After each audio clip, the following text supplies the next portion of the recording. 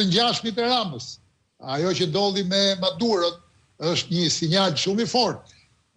Sigurisht, unë e kam thënë edhe dje, mbase ka shqiptarë që presin që Ramën të vinë ta marrin me helikopter, si Noriegën, apo si morën Madurën së fundmi, apo si tjerë të llojit të ngjashëm të tij.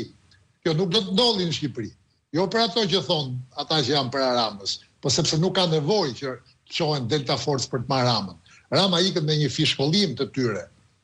Ata sinjalet ja kanë bërë qarta, por në fund fare po nuk reaguam ne, po nuk reaguan shqiptarët.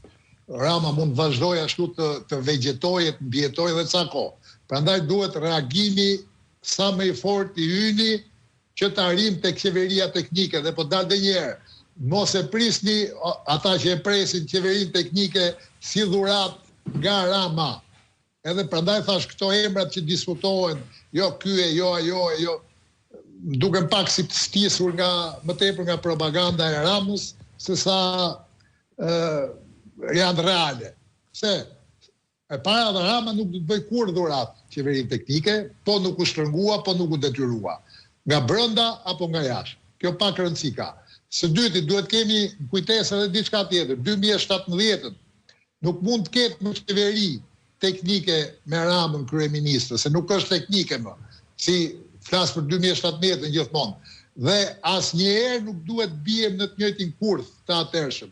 Pra edhe sikur Rama të detyrohet sot dhe të nxitojë, ta dhurojnë, thonjza, këtë qeverinë teknike me kushtet e tij, në asnjë mënyrë ne nuk do të biem dhe nuk mund ta pranojmë një gjë tjetër. Këtë herë qeveria teknike duhet vi si detyrim, si presion ndaj Ramës, thash nga brenda apo nga jashtë apo nga të dyja bashkë, dhe sigurisht nuk bëhet fjalë që Rama të ketë zë në ato qeveri.